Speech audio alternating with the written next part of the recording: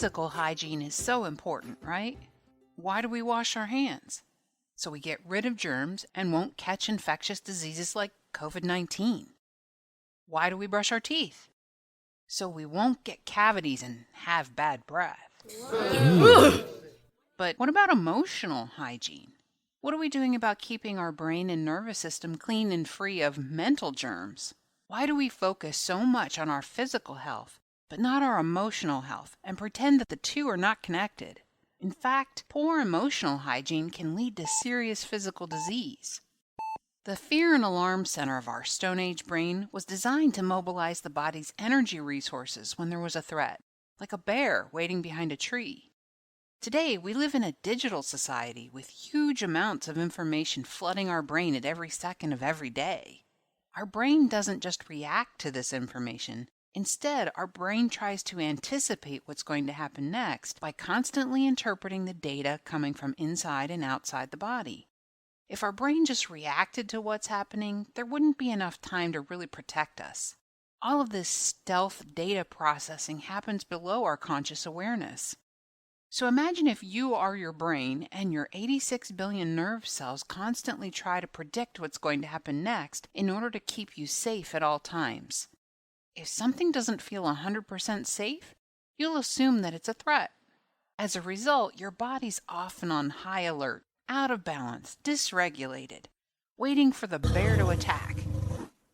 Except the bear never comes. The stress hormones your body provided to fight the bear go unused. Eventually, you get exhausted because your body only has a limited energy budget. The energy used for protecting yourself from these real or perceived threats is no longer available for other vital functions in your body, like learning or even proper digestion. This is how medical conditions like heart disease or diabetes develop. Let's look at some examples of perceived threats that might trick your brain into mobilizing your body's defense system. Cell phones and electronic devices can create a kind of parallel universe. The way we huddle around these devices decreases our field of vision and reduces the amount of information that signals safety to our brain. Our focus on negative and scary news in the media, especially on social media, puts us in a constant state of high alert, even if the news does not affect us directly. Do you use electronics while eating a meal? Are you aware of what you're eating and how much? How do you deal with failure, critical feedback, or people who put you down? Does any of this sound familiar? Let's look at some routines we can develop to maintain a healthy mental balance, to stay emotionally regulated. We need to set healthy boundaries about when and for how long we use our electronic devices and what kind of information we focus on. We need to take breaks from electronics, breathe deeply, plant our feet on the ground, and gaze at an object in the distance, like a tree or a beautiful picture. This upright, grounded body posture will signal safety to our brain.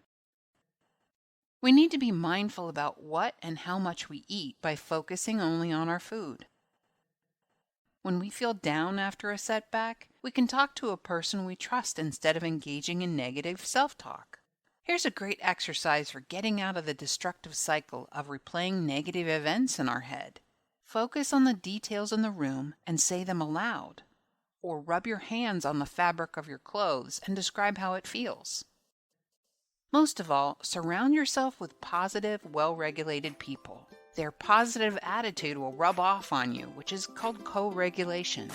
Have you ever noticed how you want to yawn when someone close to you yawns? Or how you almost automatically smile back when somebody smiles at you? It's that contagious.